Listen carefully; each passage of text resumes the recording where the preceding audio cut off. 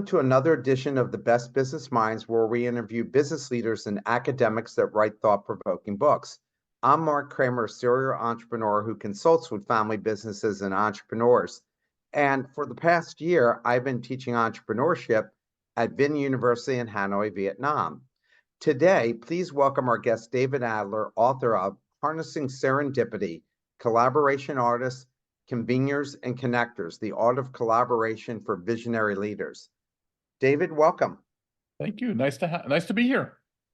Well, we certainly appreciate it, and I enjoyed your book. And collaboration is something we're trying to teach students all the time. So this book couldn't be more timely for me talking about this in class. So why don't you talk about your background? Give us an update on how you got to where you are right now. Okay, I'll give you the snapshot. Well, I have always been an entrepreneur from day one. I grew up in an entrepreneurial family. My dad owned an advertising agency and a PR firm in Washington, D.C. He became kind of the king of real estate advertising in Washington. And I ended up working for him from the time, I guess I was in ninth grade or 10th grade, and decided I didn't like the agency world. And when I started working for him at a college, I came up with the idea of creating a magazine for Washington. So I started a society magazine for Washington and spent 12 years basically wearing a black tie and going out to events every single night.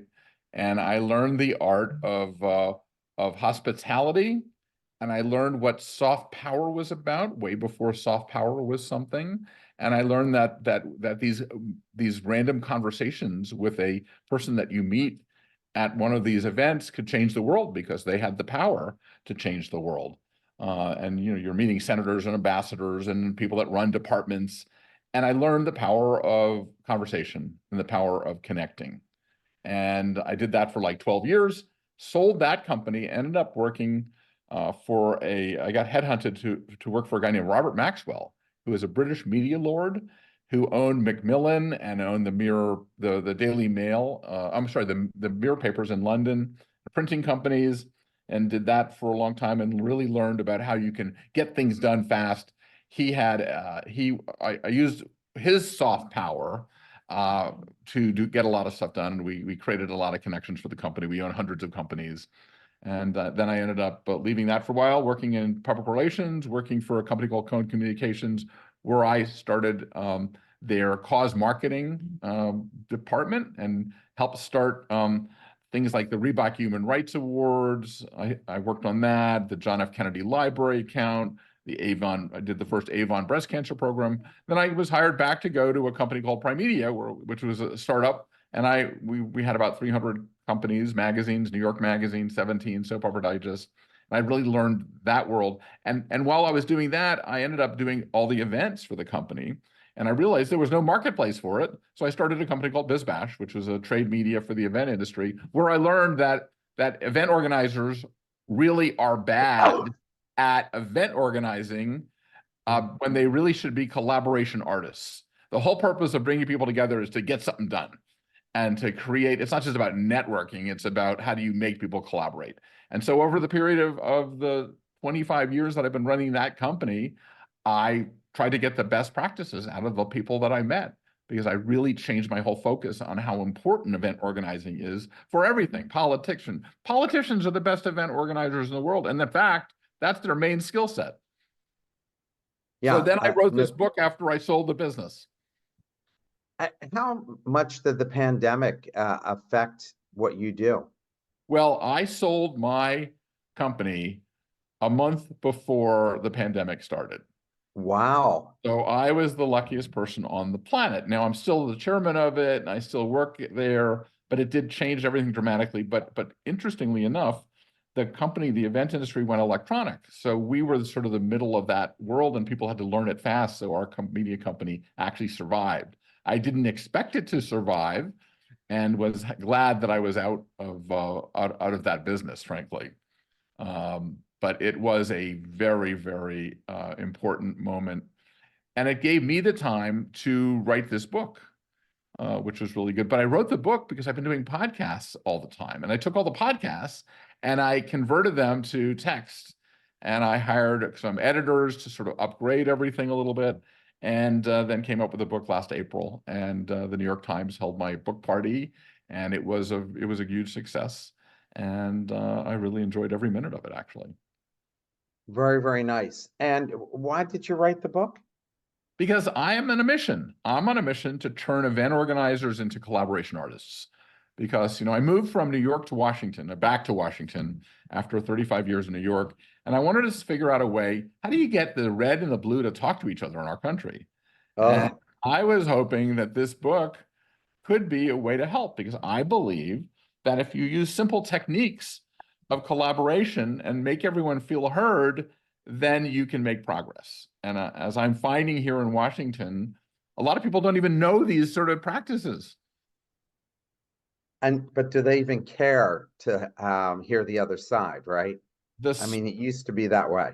It used to be that way. I think that the people that with integrity do, but the question is, it's become so transactional that it's all about, you get paid and then your position seems to change a little bit, and you just sort of dig in on your cause. But I do think that there's a lot of people there. Whenever I do these things, I do these Jeffersonian dinner parties all the time.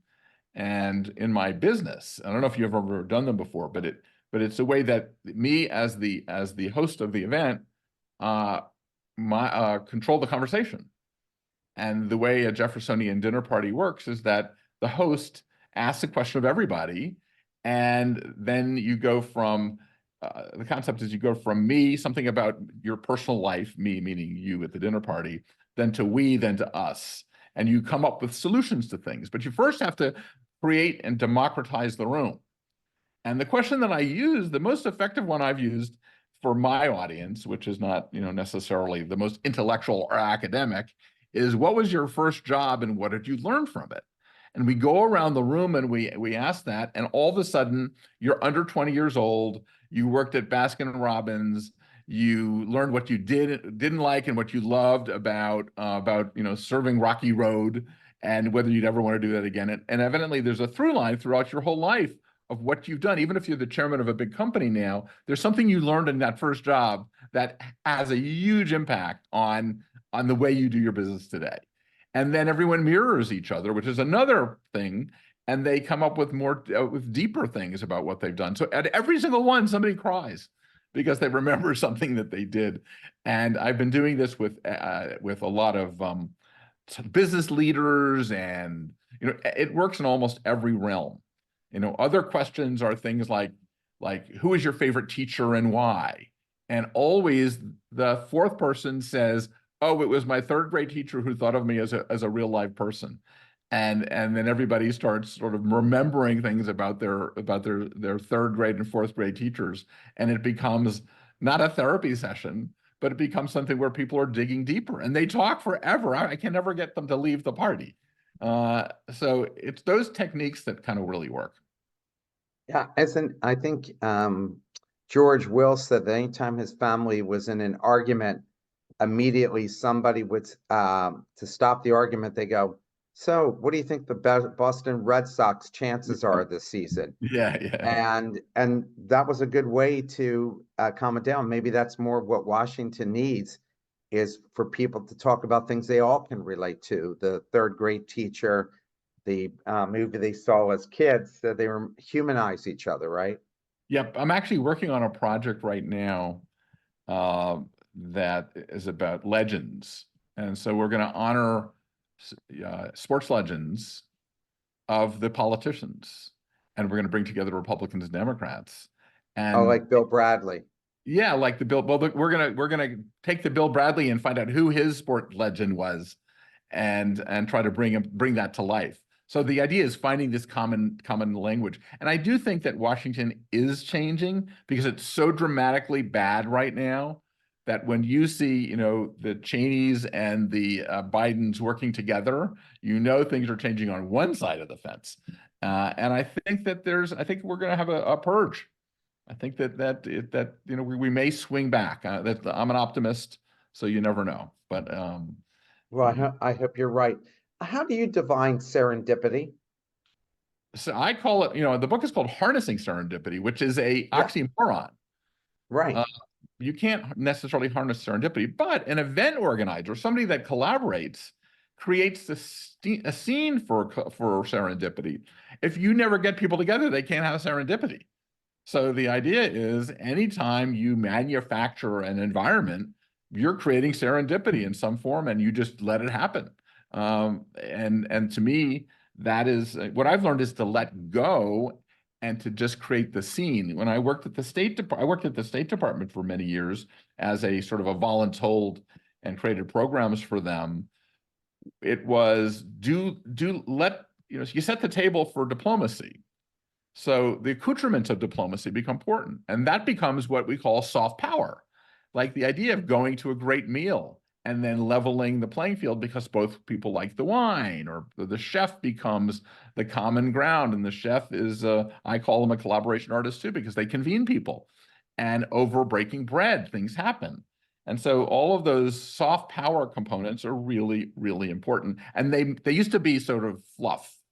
Now, when you sit down with a corporate CEO, they're doing the table settings because they know the seating charts. They know what it would mean to put this person together with this person, and that the serendipity happens.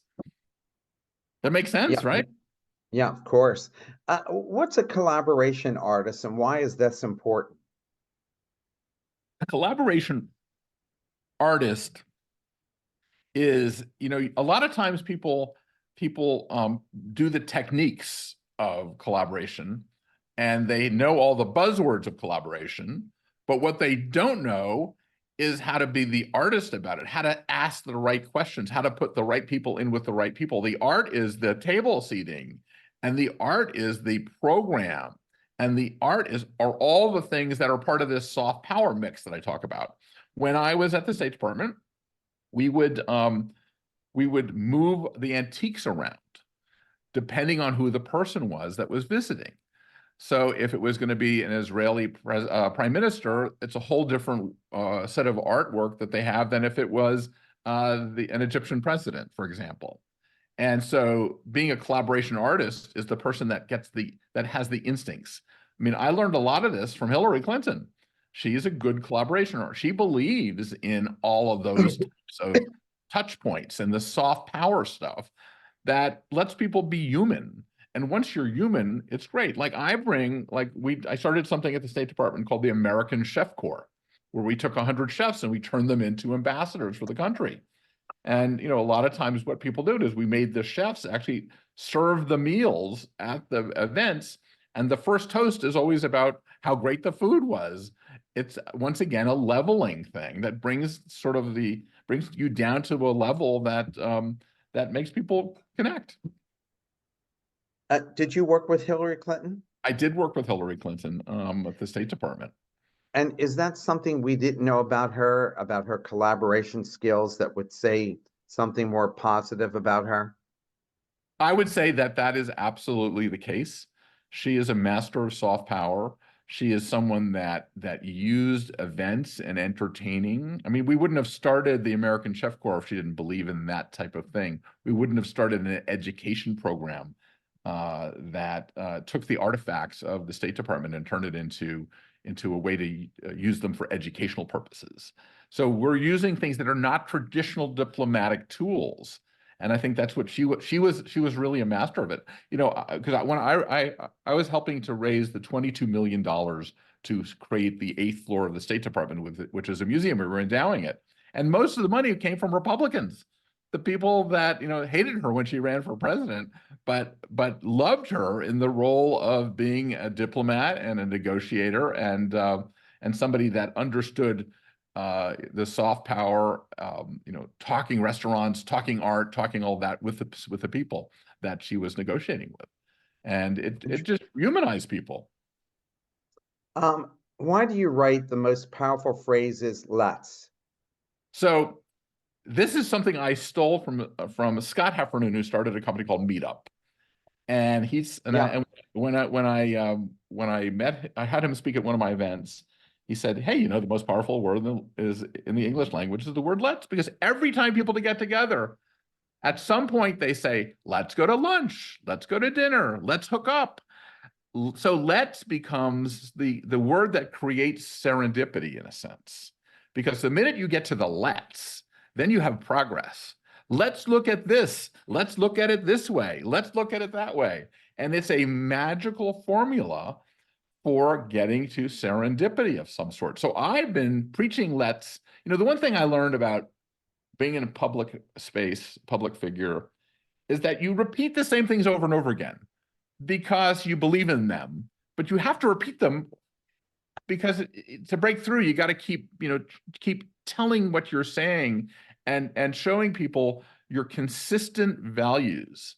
And so I've been doing this, I've been talking about this for 15 years in the event industry, and it's breaking through. The collaboration artist is another term that I created that I use over and over again. And that's why the book is kind of the way it is. And the book is written as a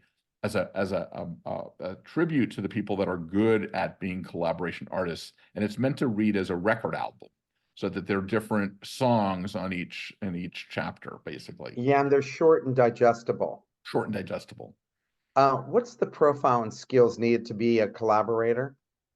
I think there's a lot that has to do with being an entrepreneur. An entrepreneur, in order to, you know more than anyone how hard it is to start something. And in order to start something, you have to bring people together and take the plunge. And at the same time, you have to make sure that other people are contributing, because you can't do it yourself. So, if you don't have money, you need to do elbow grease. You need to convince people to do it. So that's part of the skills. Part of the skills is being very creative. I think it's a really creative task. And I think it also, you have to be a great listener. One of the things that I do on my podcast is I tell people, I'm going to do this really amazing thing. I'm going to listen to what you say and respond.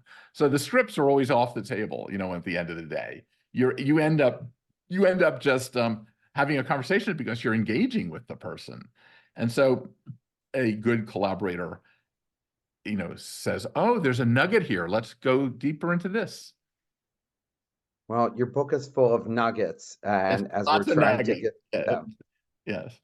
Brian Solis, the former head of Salesforce Global Innovation Evangelist, talked about how technology plays a big role in collaboration, and we know from using Zoom and Slack, our collaboration tools. What technologies will improve the collaboration process, and when people are spread all over the world?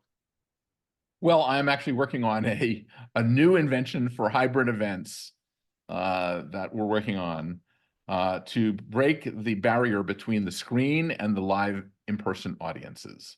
And the way to do that, in my opinion, is the technology. We're actually going to create the technology of a room that people go to all around the world. This is right now, it's a dream. It may not happen, where people will go in and there'll be a moderator that's on a stage that has the ability to have his charisma go through the screen and make people really engage.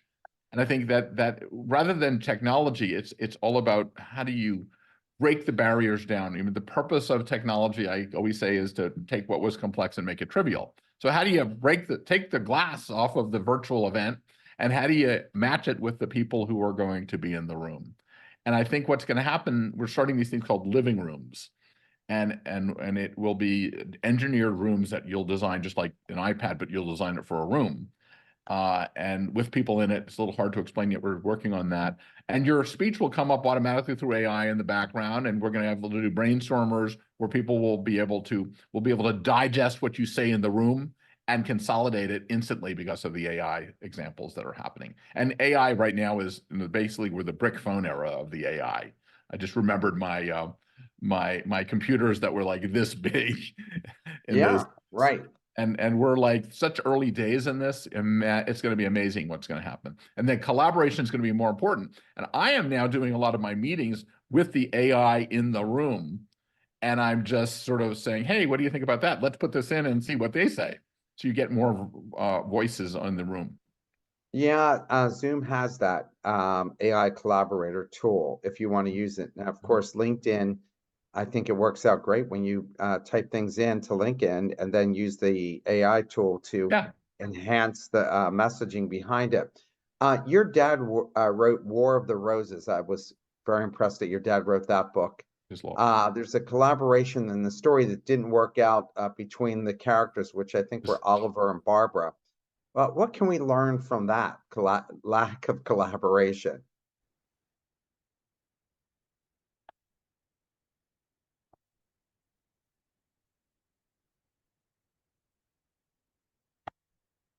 Hello? Um, David?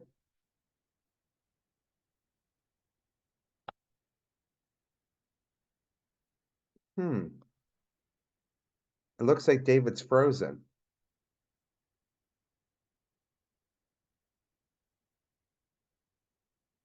If someone could write to me on chat and let me know if you hear me, that would be great.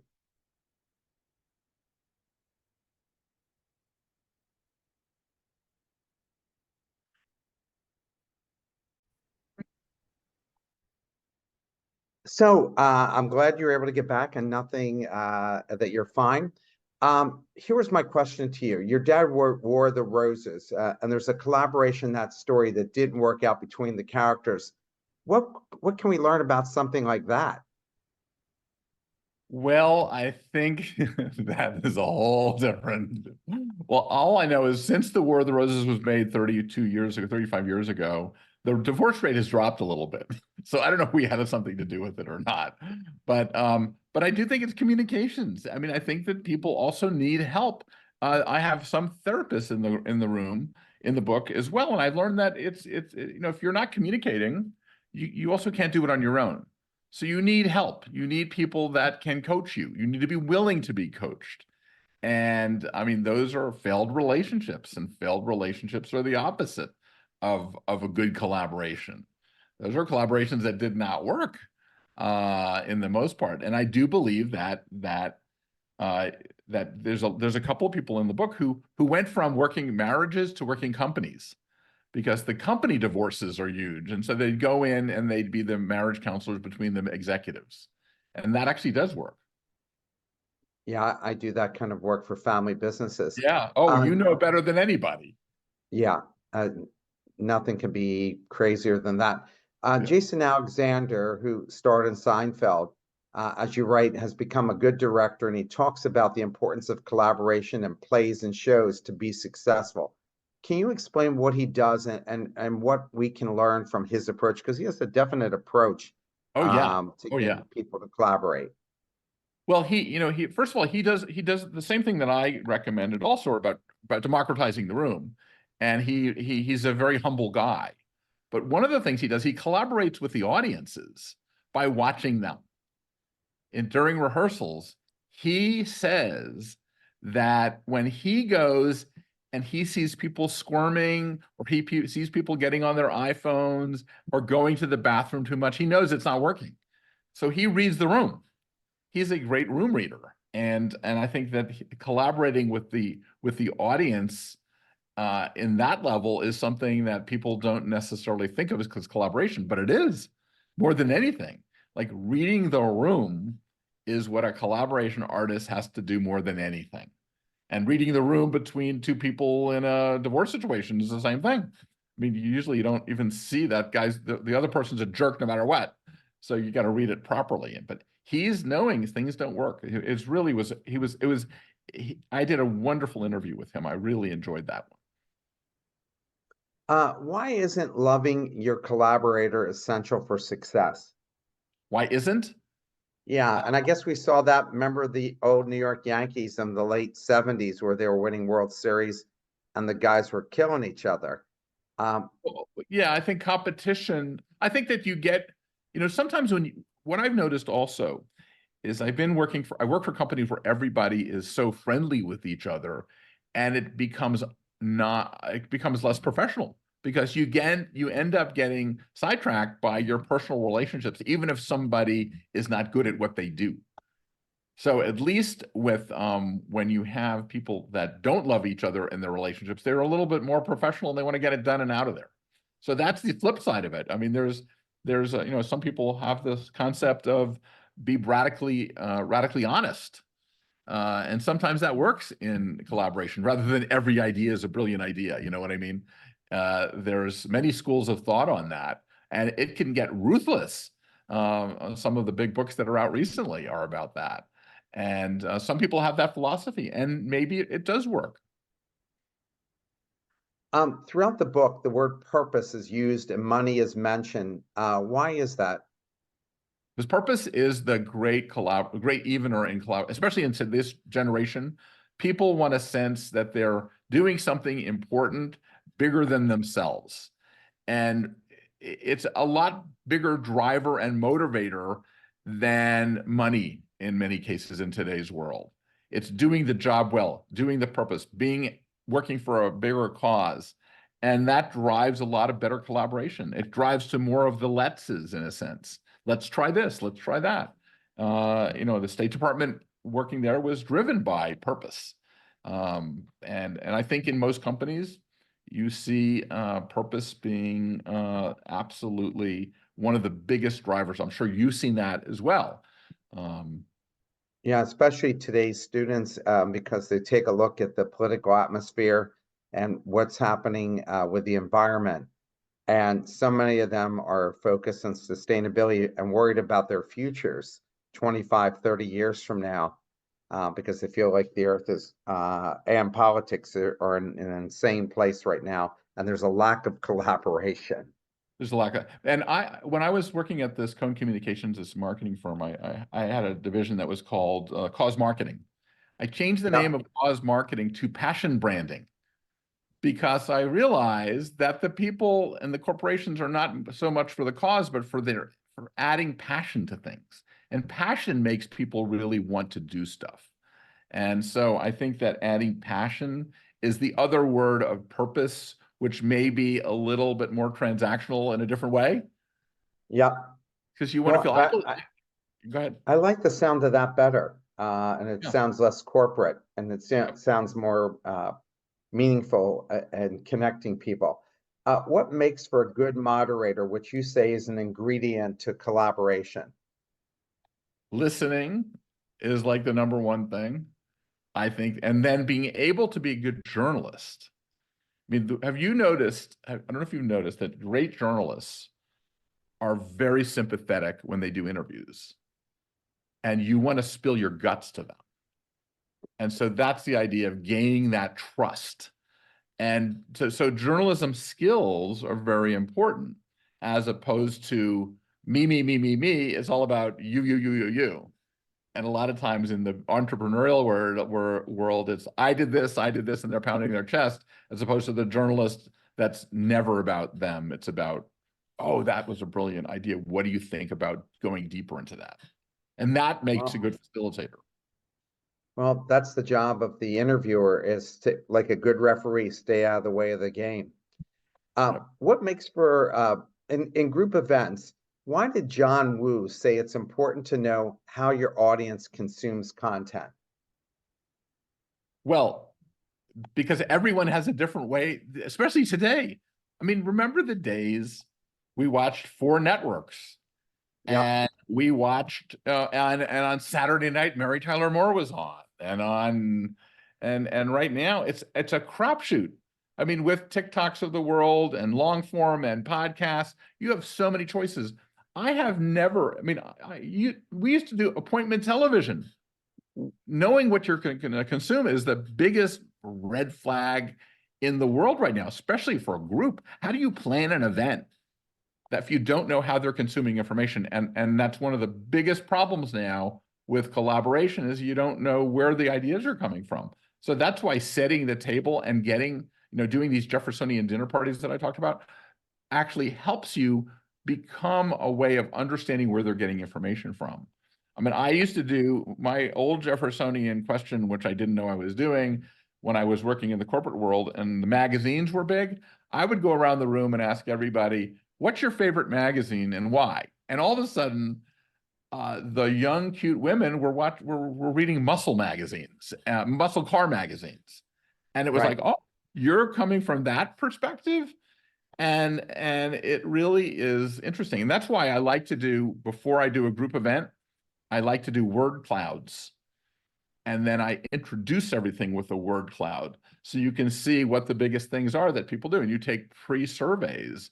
And I think that you're going to see a lot of prelude events before people come to an event so that you can get a sense of what they're doing and talk to them before they get there. And using anticipation theory, because the most important thing when you go to an event, the day, like the time you're thinking about, oh my God, I got to go figure out the logistics, is the time where you need to capture people's attention. So I think that that's going to be another new thing that people are going to do, is try to do pre-event sort of intelligence gathering. Lisa Bellsberg created Principal for a Day program. Please explain this program and why putting people in places unfamiliar to them is important to improve one's skills. Well, let me tell you, the program is unbelievable. I helped found that with her, and she's brilliant. And what we would do is we basically took business leaders and put them in schools. So we took the head of MTV, for example, and spent the day at a school in the Bronx.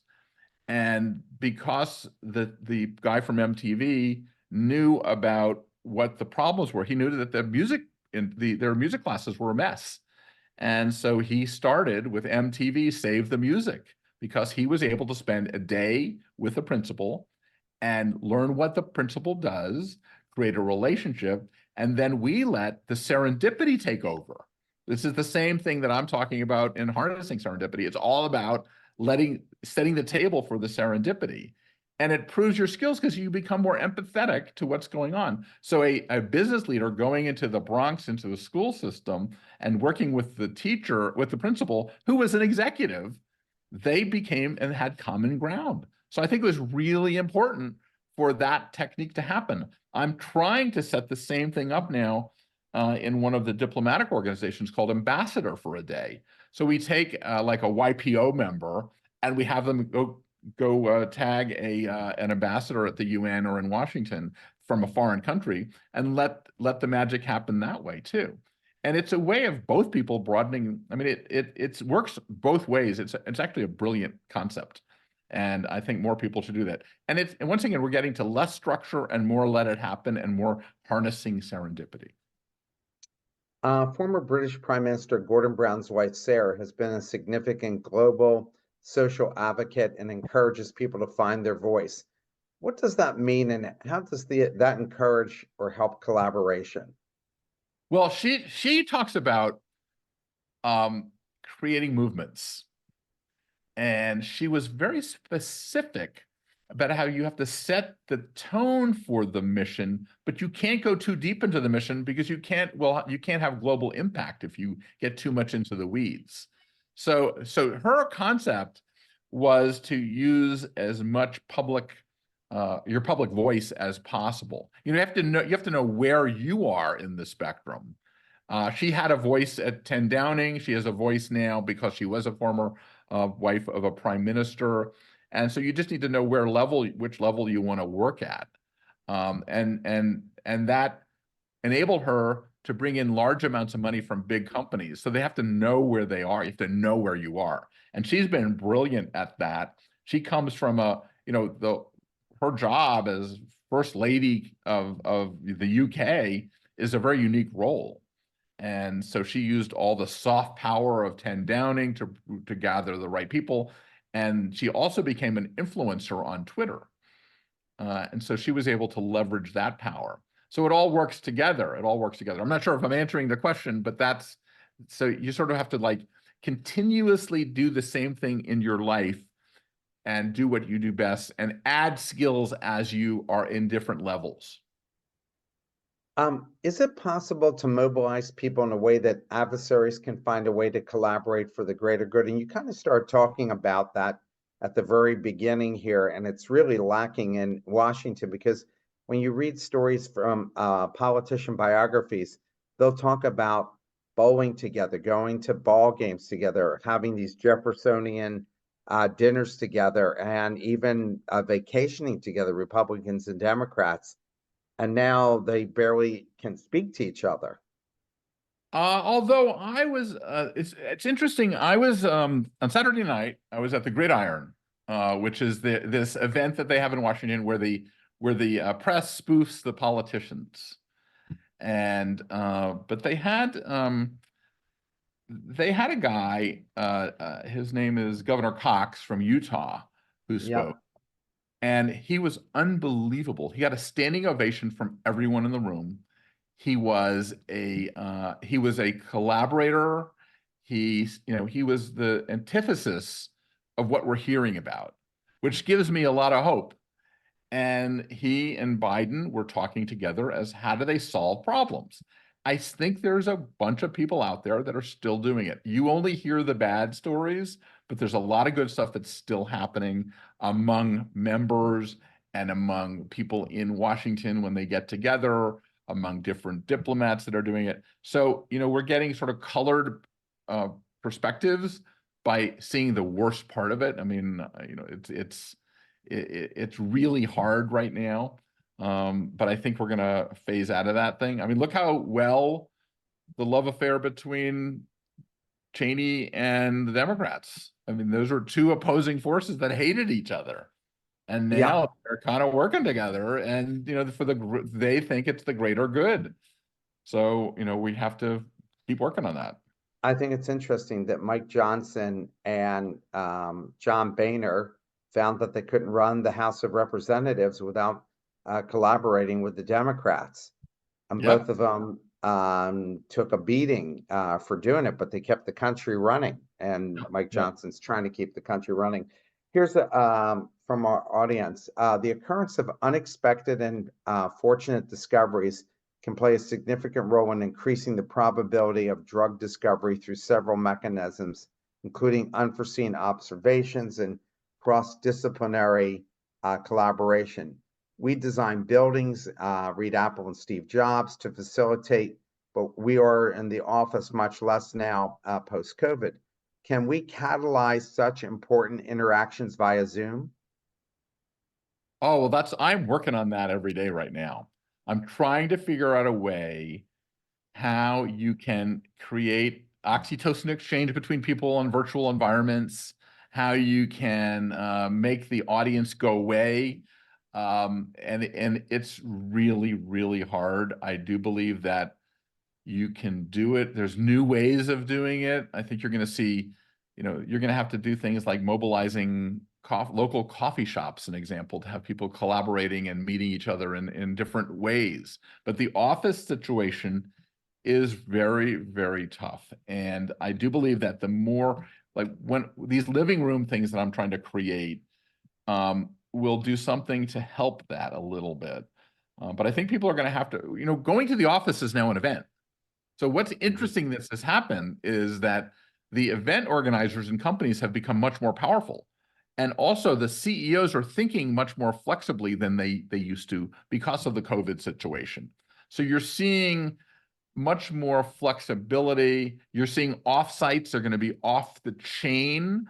There's going to be planned events where people get together in their groups, and they're going to get to the Letzes, and they're going to get together, and they're going to start doing things. And I think you're going to see it in a different way. But I think you're going to have to make more formal gatherings among your coworkers. And it cannot just be, sort of things that you're not thinking out really carefully. And I think that's and when you think about it, when you go to some medical conferences, a lot of the discussions, the doctors meet each other, and then they have their observations, and the serendipity happens, and you don't even know what's going on at half the time. You don't know when you go to a conference, there's a gazillion things that are happening, and you have not a clue all the progress that's being made because of the let's things that people get. Well, and let's face it, when you go to a conference, it's not the content of the speakers that make you say, oh my gosh, I should be doing this. It's all the side conversations that you meet and people you've never met before. And then you find that there's synergies there. In Star Event Planner, Colin Cowie's section talks about the importance of getting to know whoever you are serving, their personal story. How do you utilize people's personal stories in a positive way when you're trying to get them to collaborate? Well, he talks about a lot of times he talks about he uses seduction because once he knows about somebody, he can then seduce them into becoming his friend, and then they see his point of view, and then they'll spend their $1 million on planning their event. But I think that it takes time. It takes understanding where someone's coming from. It's sort of what we've been talking about all along. When I do this Jeffersonian dinner and I talk about what was your first job, and then you then remember your first job. It brings back this memory that does something special to you. I believe that we're no longer in the event business or the collaboration business. We're in the goosebump business. We want to evoke emotion. We want people to say, "Oh my God, that's such a great idea. Let's look into it further." Or let's, try this idea, or that idea sucks, but what about this one? And what happens when you have these interactions and you connect, you get goosebumps. I mean, I feel that right now with you. I mean, we're connecting in this conversation, and you know it when you're having a conversation that connects. And so that is the way, because you'll find a way if you connect. Can you please talk about how Roger Nuremberg, creator of Music Paradigm, uses classical music to teach collaboration? Basically, a baton orchestra. You have to work together. We have a lot of music in this book. I started a program called Collaborate America, where we give collaboration awards to people that are collaboration artists. And you know what the award is? A baton, orchestra leader baton. And so it's the ultimate working together. You've got to do it. And we've done a lot of musicians in this book, because when you think about it, they're the ultimate, collaboration artists in a sense. And so he takes people and he actually puts them in orchestras and lets them participate. And it hones your skills. It's like being an athlete in high school, but you need to be an athlete of collaboration. I used to call it being a collaboration athlete, and I switched it to a collaboration artist, because I think it's similar, but a little bit different. Why do collaborations fail? People come in with great intentions. They think and you see this in corporate America all the time, companies collaborating on a new product, service, whatever it is, and the whole thing falls apart. Why is that? Follow up. The Washington, what I learned about Washington is they love to get to the press release. Then nobody does anything. They want to announce it, but nobody does anything afterwards. Not nobody, but I mean in general. And I think that's what happens with a lot of excitement. Excitement fades, and the worker bees don't have time to work on it. And that's why a lot of times when you do these events, the biggest part of the budget for events now is the follow-up piece. Clinton Global did it. They made you follow up on what you said you were going to do. Most people don't follow up on what they say they're going to do. But now the event or the collaboration is not over until the project is actually underway and funded and it's organized. Most people like to just get to the idea, get it done, and think it's already completed. Does that make sense? Do you agree with that one, I assume? Yeah, I do. Yeah. What are some of the most famous collaborations you've studied, and why did they work?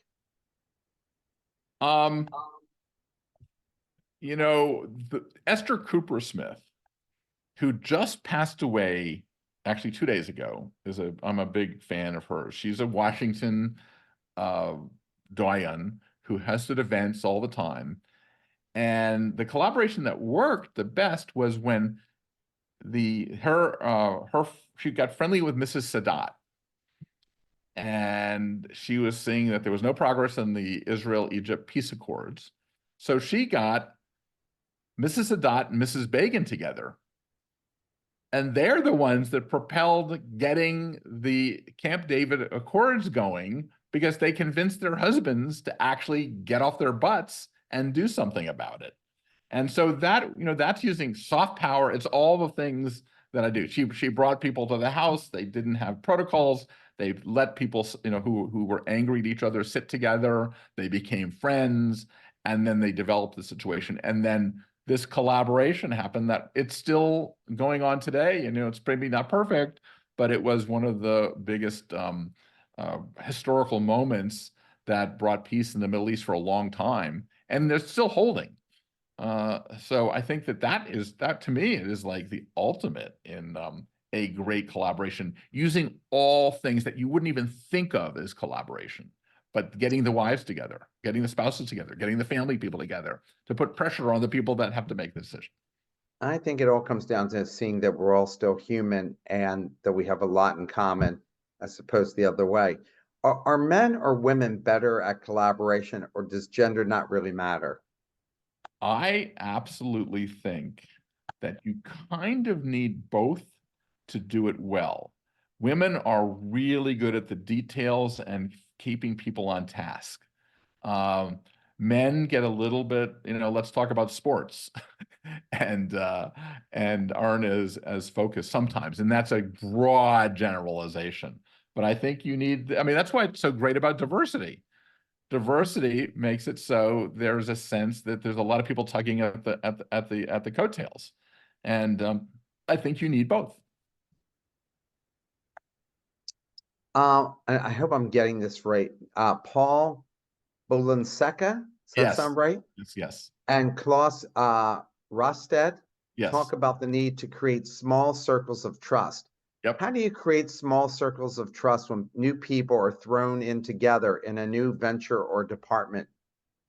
Well, what they did is they put everybody in costumes, so everybody felt like a weirdo, and they were able to bring people together, and they did cosplay type of thing, or they did I forgot what they call it. It's where people create characters, and they do role playing, and they did this at a castle where they taught people how to work together, and they brought together the heads of lots of these big companies that from Disney and things like that, and they made them put on a play,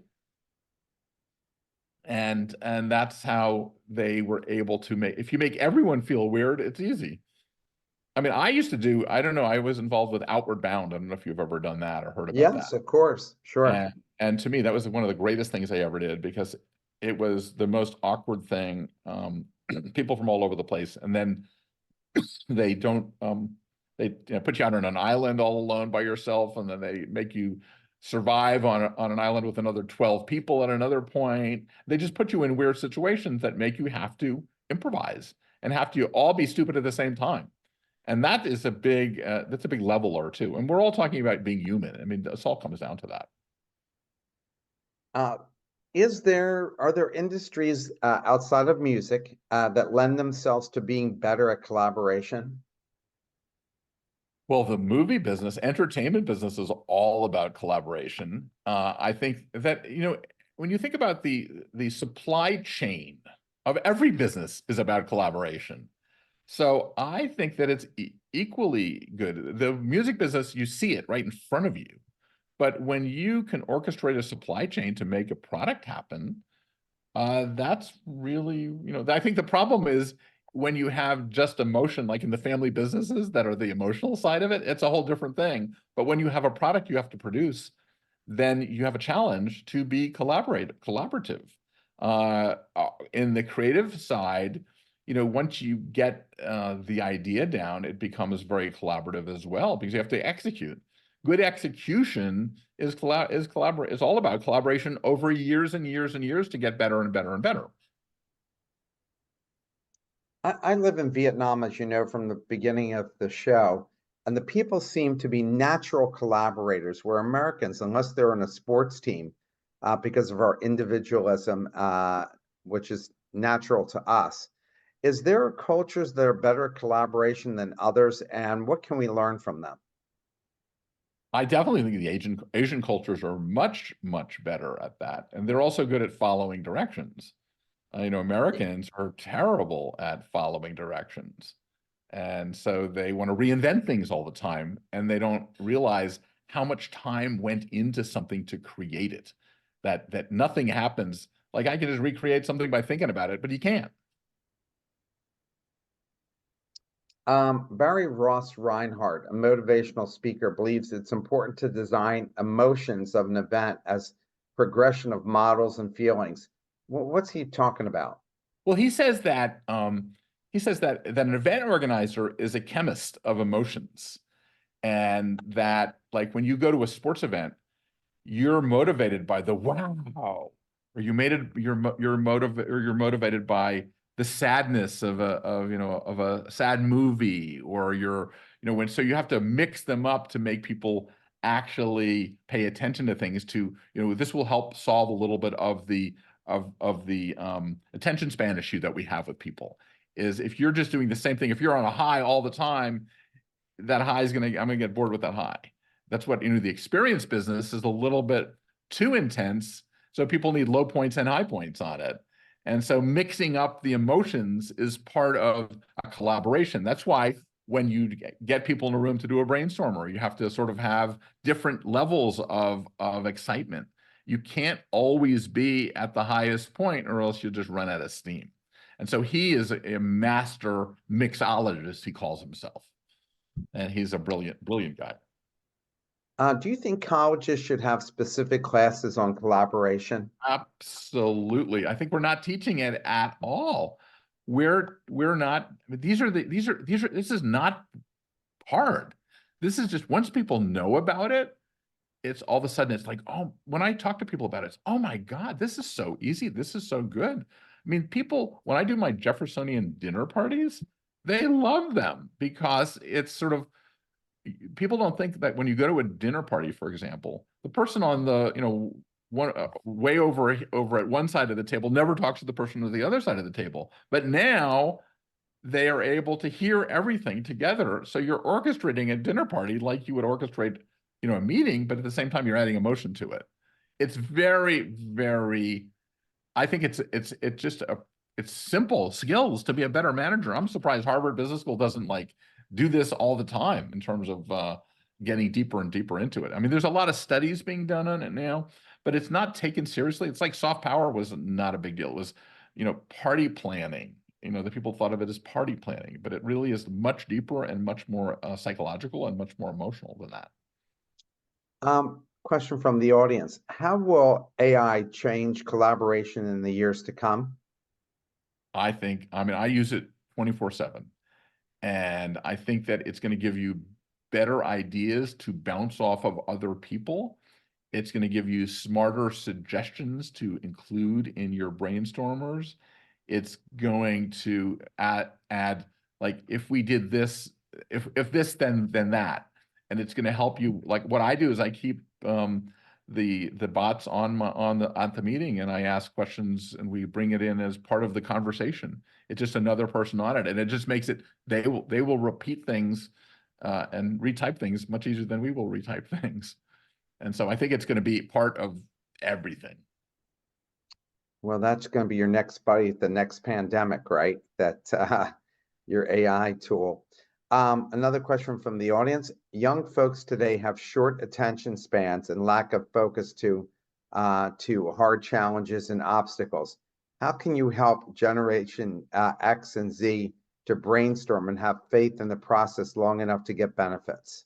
Well, that's what Brian said was not Brian, yeah, was it Ross Reinhardt? He said that be a mixologist. You have to change it. You can't just do the same thing over and over again. I think that attention span issue is really important. But I think that we're seeing young people binge television shows. They're not just only about that. They're only about it if it's bad or they're bored. Podcasts, people are listening to long podcasts. I mean, sometimes I don't want them to end. And I also think that most people are not necessarily what they say they are in terms of their sort of their label. Like I discussed earlier the concept of what a perennial is. It's the new category that I think people that bloom or blossom every season, and that crosses all boundaries. A boomer and a Gen Z or a Gen X are exactly the same, but they have curiosity, and they have, so I think that a lot of that is changing. I think that if you don't capture someone's attention fast, that's a problem. So I think you're going to have to know how to structure things. Now, I'm using a lot of these AI clipping services, and they grade you on your hook on how fast you get somebody interested in something. So I think you're going to have to rewrite, because a lot of times we're lazy. If you go to a trade show or you go to a conference, they have the same people drone on for hours about nothing. And so how do you keep it fresh? And you're gonna have to rethink it. You're gonna need more journalists that set the tone, or more things that give you like, here's the scene, but don't have the same guy say the same thing about 10 different problems and just repeat themselves. It's just gonna be younger people are smarter than we were, and they're not gonna, take the bullshit basically. Yeah, yeah, for sure. You write that Benjamin Franklin wrote a lot about collaboration. What are some of the things he said, and how can we use it? And what was the Leather Apron Club started in 1727? Well, he had the Junta Society. The Junta Society was for years he met with the same people, and they had a script of things that they discussed. They wanted to find out who was doing what. And they would then take those ideas and form things like they formed the volunteer fire department out of that. It was the American Philosophical Society came out of that. And it's the idea that people are sitting around every day, every week, analyzing what's going on and coming and getting to the let's. And they're also trying to find out who the good people are, who the bad people are. I thought that was a fantastic idea, and a lot of people are doing that when they get together in these groups and clubs and things like that. So I think that that's really, really good. And I think it was the fire department is what we're talking about, is what happened when he was in Philadelphia, and people were having their homes burned down. So this smart group of people said, "Hey, what about this?" And there's nothing better than that. It's for me, that's the most fun you can have, is like, how do you solve this problem?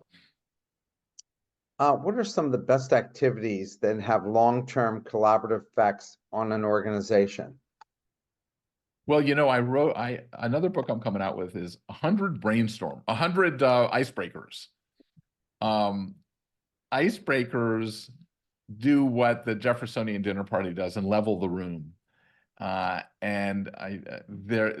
It's amazing how you can use these techniques, like just things like when you would go around and ask people, like, what was the first concert you ever went to? And all of a sudden people, get excited about it. It's how do you democratize the room to get them to want to work together? It's kind of this is not brain surgery. This is kind of, how do you make people human?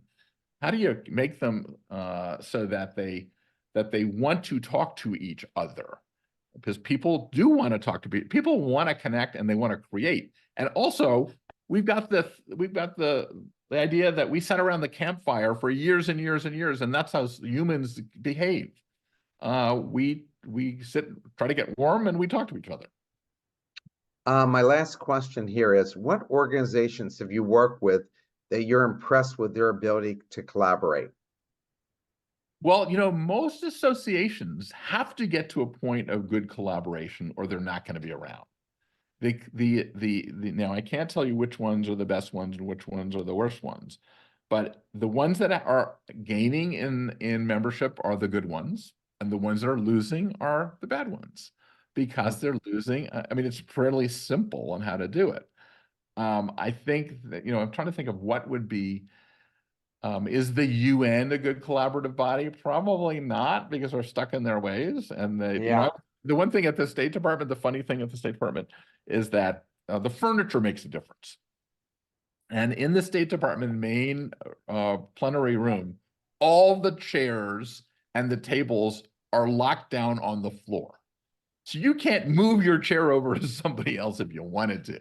So I think that you need flexible workstations. You need the ability, those are the people that actually make things happen when you're flexible and when you can change on a dime. I call it, when you're doing events and you're doing collaboration, you have to always keep the canvas wet.